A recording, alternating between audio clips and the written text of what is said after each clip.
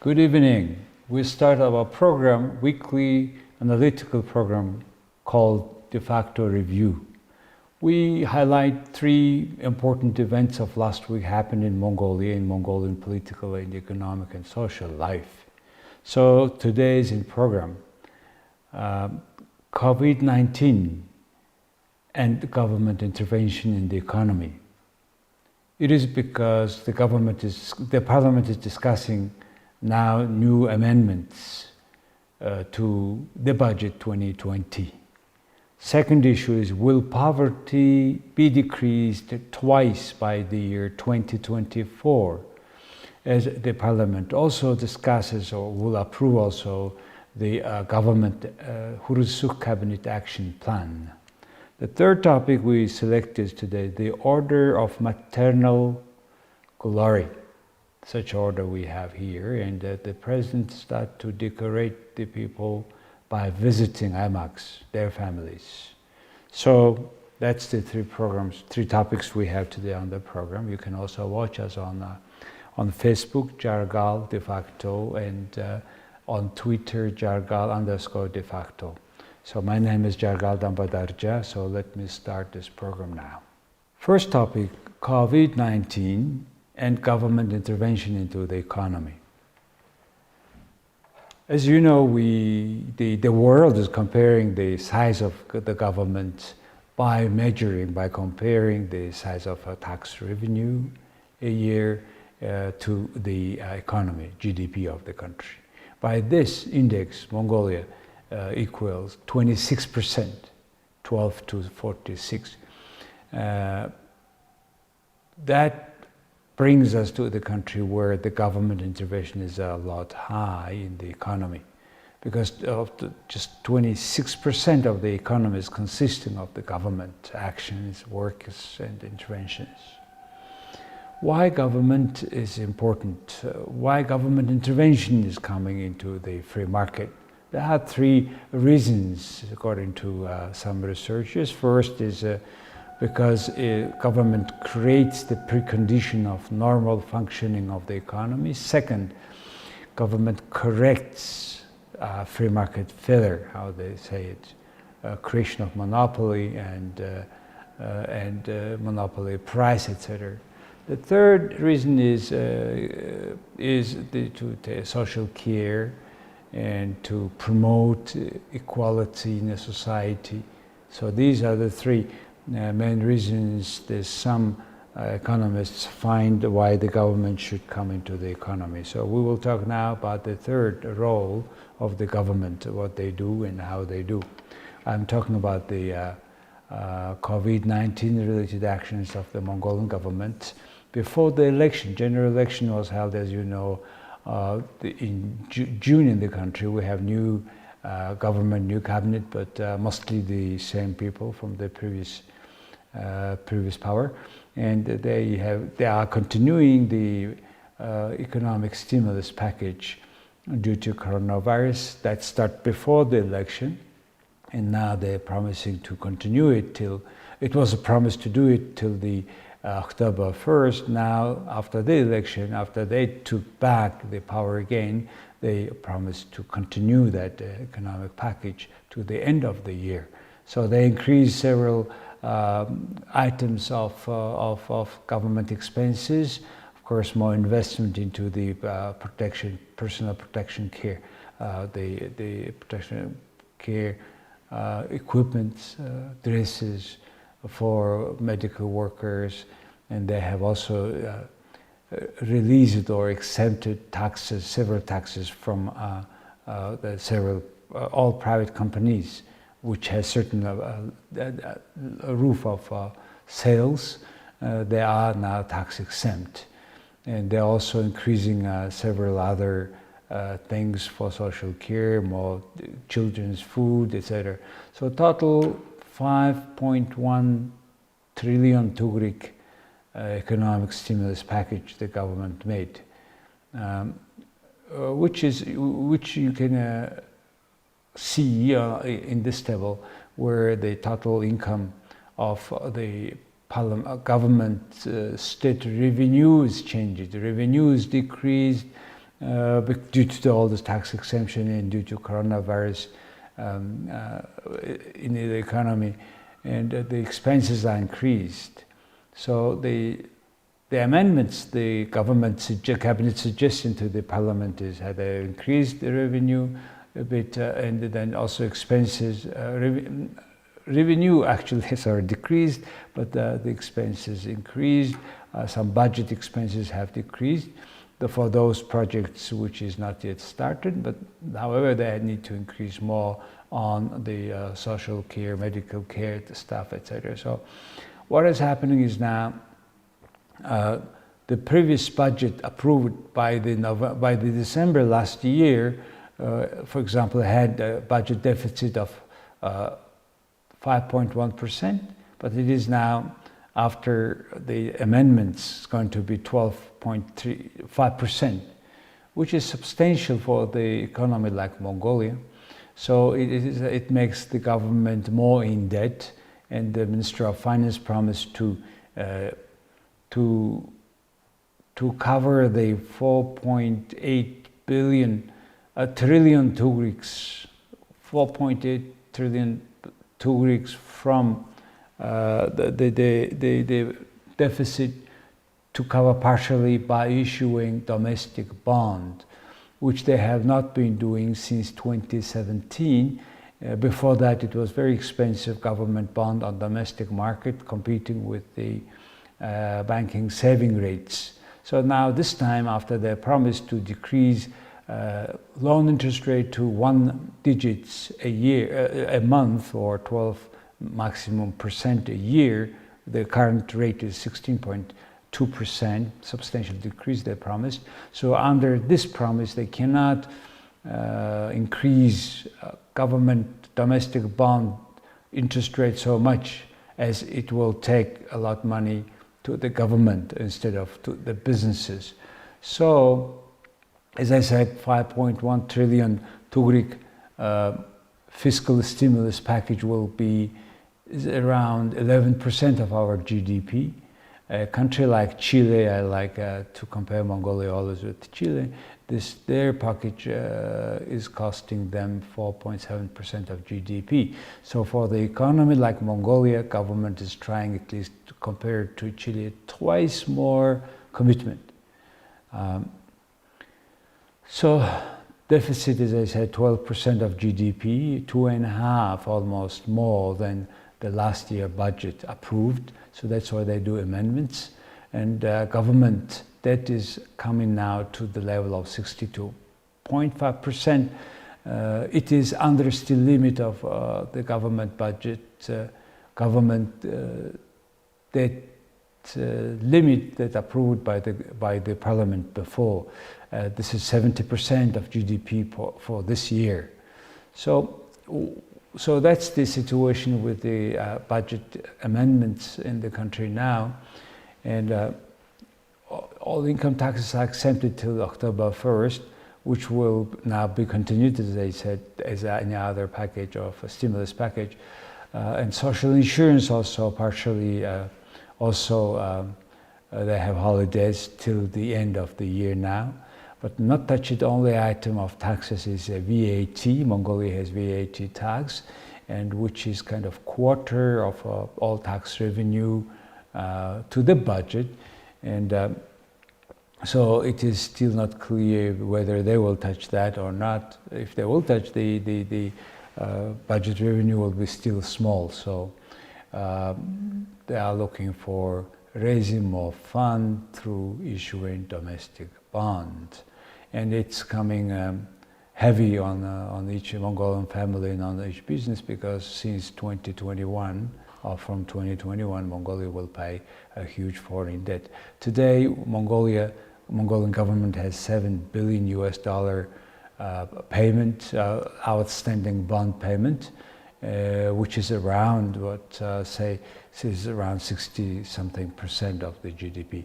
So hope the budget will be meeting some of these needs, but still we are sure that the government is still to cut costs and expenses, in particular operation expenses. So second, our topic today is will poverty be decreased twice by the year 2024? That's at least a promise of the ruling party, Mongolian People's Party. For the election, they have promised that. Poverty today at the level of 30% of the population. That means in 4 years it's to be a 15%. But however, they have not mentioned that fact or that percentage in the action plan, which has met the critiques of opposition parties at the parliament. They demanded that why this figure is not there.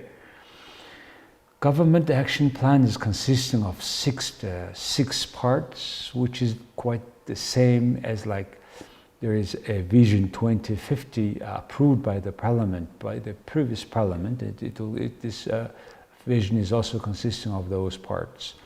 It is the human development, economics, and green development, governance, and the local development. And also it's added with COVID-19 programs. The cabinet is still estimating on the average the GDP growth will be about 6% per year on the average for the next 4 years. And then the GDP per capita will be at the level of 50 to 100 from current 4100. So it's quite a task. And but however, there are many things government is planning to do. But out of all things, we highlight the most important thing is poverty, to address poverty. Why poverty? Because people are poor and because they are unemployed, no jobs. Why no jobs? That's the issue to address, I believe, of the government. So far in the government plan is to still keep going with the children's money. Mongolia is giving per month 100,000 to grow for each child. We have a little less than a million child under 16 years old. Every child is receiving now this amount of money, which helps a lot of poor families. But however, it is not only the solution. In particular, they pay every family in spite of their family income. It doesn't depend on their family income. And only 1/3 is poor, but the other one is not poor. So maybe it's a matter of having more targeted group care rather than everybody is to be taken care.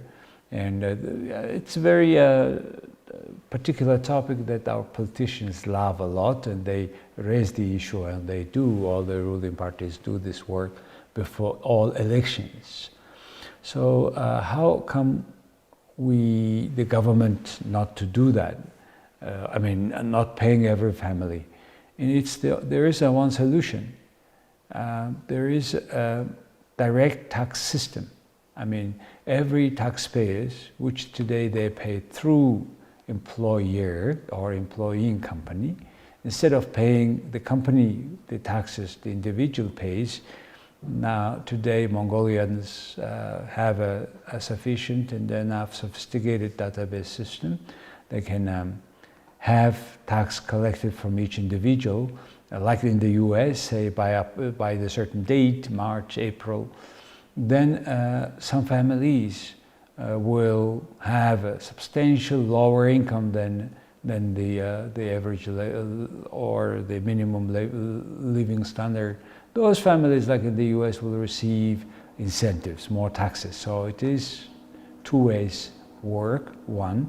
Secondly, we will make economy of those who is not necessarily to be paid children's money will be saved and be paid to the poorer family, etc., for the other purposes. As far as jobs concerned, which is the key, what I mean is the decrease of poverty depends not only on giving money to the children, but also mostly on the jobs.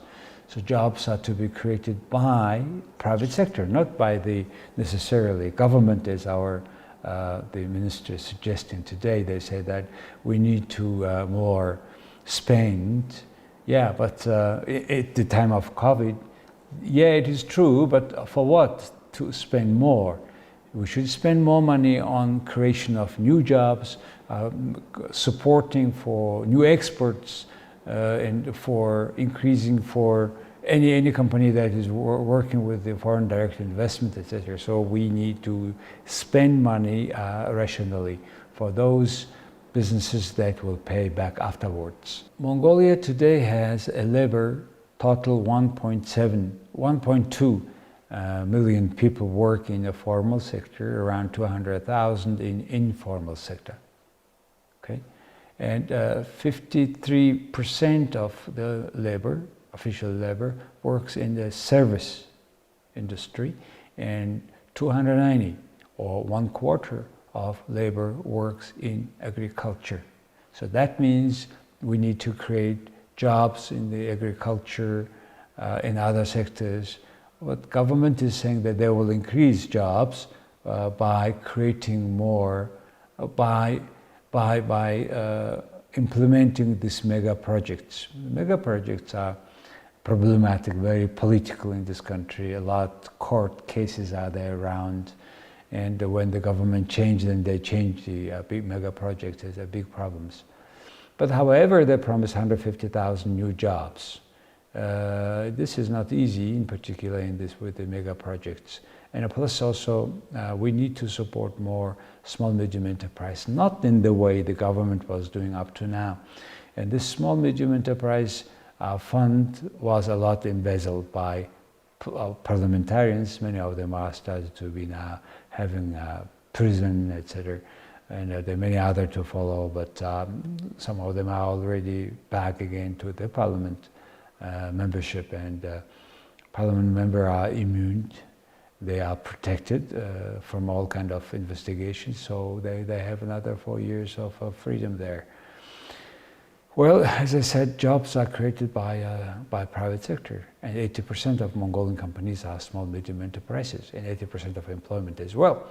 So in order to support all of them, the small medium enterprise fund is not the best way, because they collect taxes from all companies and give to certain few companies under the name of support, and the selection organization giving the law and all this process is very expensive. So instead of that, I suggest, for example, to tax exempt all the small medium enterprise for first 3 years for many taxes, which is equivalent of supporting each small medium enterprises.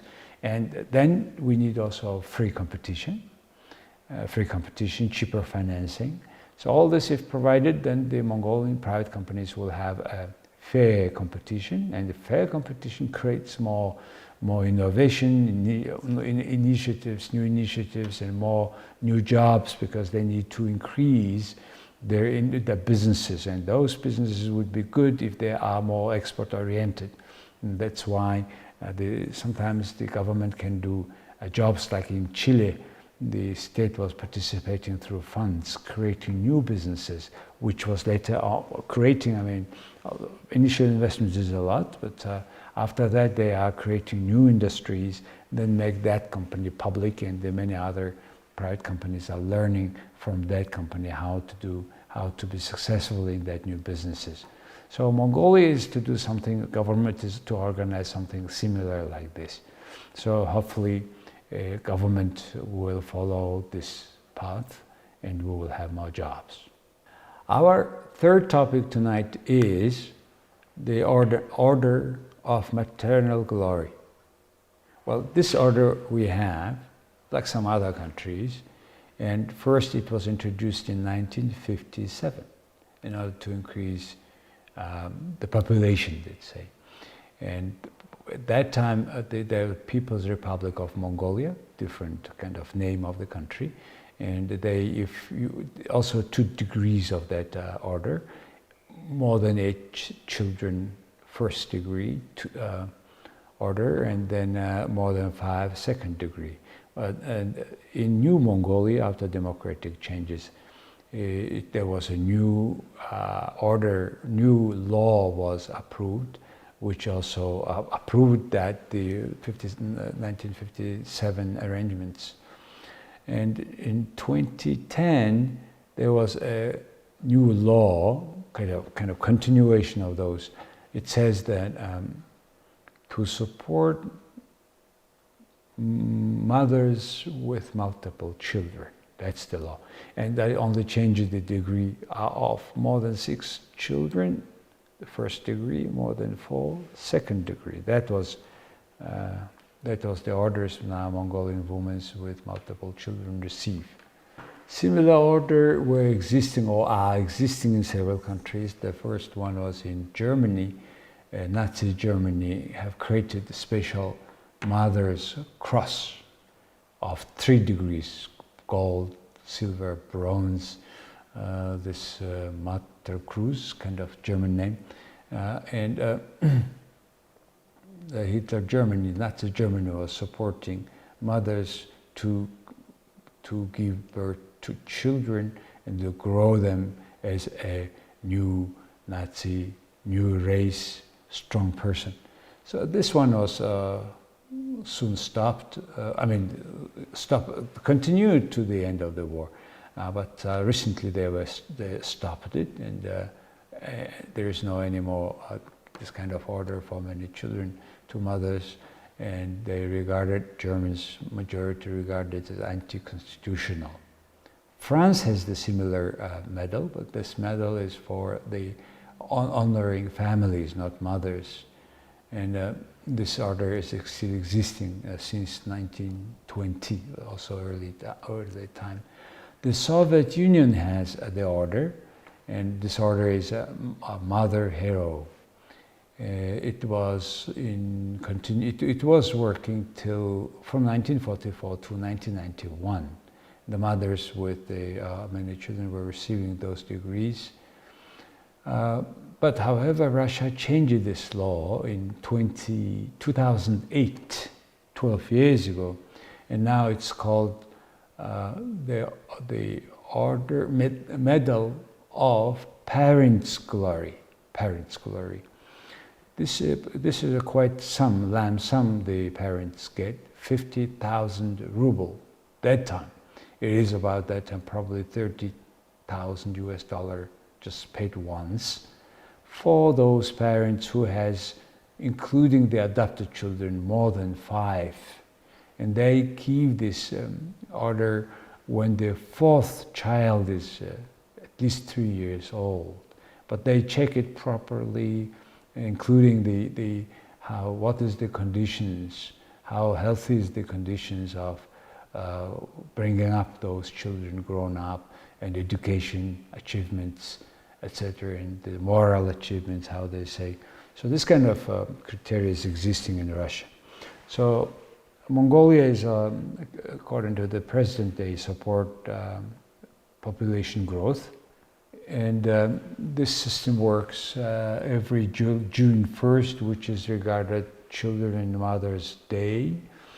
And once the woman gets that order, they pay 40,000 tugrik.